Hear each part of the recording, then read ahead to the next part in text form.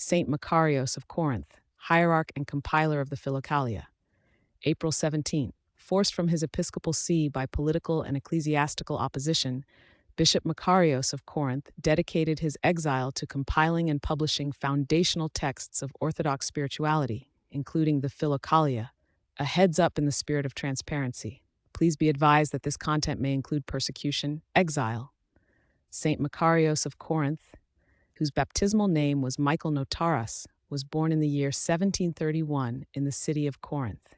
His family, the Notaras, was a distinguished and devout household, known for its connections to the imperial court of Byzantium. From his earliest years, Michael exhibited a profound love for learning and a deep reverence for the church. He received his initial education in Corinth at the school led by Eustathios the Aetolian, where he acquired a strong foundation in classical and theological studies.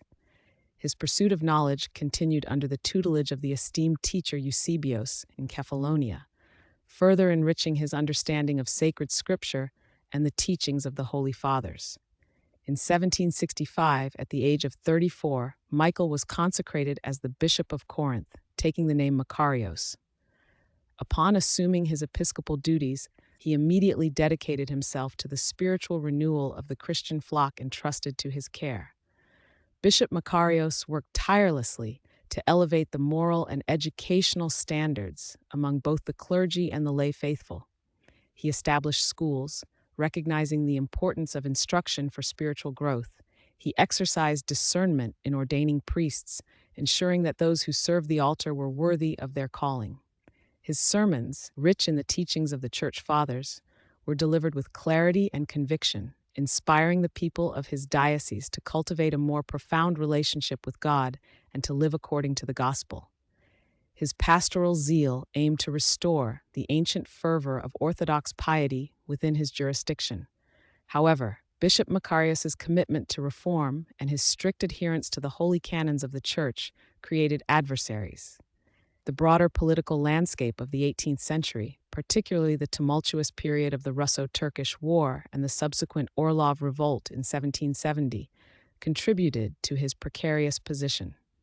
He faced accusations of political disloyalty, which were levied against him amidst the shifting allegiances and conflicts of the era. Furthermore, certain powerful figures within his own diocese opposed his efforts to implement spiritual discipline and educational improvements. These combined pressures ultimately compelled Bishop Makarios to resign his episcopal see in 1769. Following his departure from Corinth, he sought refuge and eventually settled on the island of Hydra. His forced resignation and subsequent exile marked the beginning of a new and profoundly significant phase of his life, dedicated to intense spiritual labor.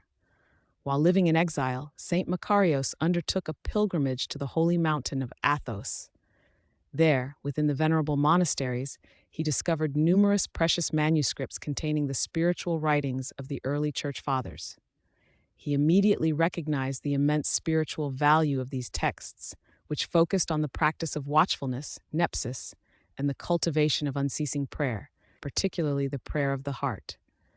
Possessing a fervent desire to share this spiritual treasure with the wider church, Saint Makarios sought a collaborator to assist him in the arduous task of editing and preparing these ancient texts for publication. He found this fellow laborer in Saint Nicodemus the Hagiorite, a monk renowned for his scholarship and spiritual insight. Together, Saint Makarios and Saint Nicodemus embarked upon the monumental undertaking of compiling the Philokalia of the Holy Neptic Fathers. This collection, a cornerstone of Orthodox spirituality, gathered together the wisdom of centuries on interior prayer and ascetic struggle. Its publication in Venice in 1782 provided a profound guide for monks and laypersons alike, seeking to deepen their spiritual lives. Their collaboration extended beyond the Philokalia.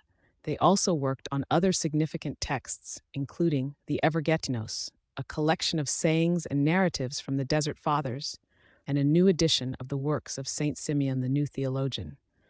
Through these efforts, Saint Makarios provided the Church with essential guidance for the spiritual life, drawing from the wellspring of ancient patristic wisdom.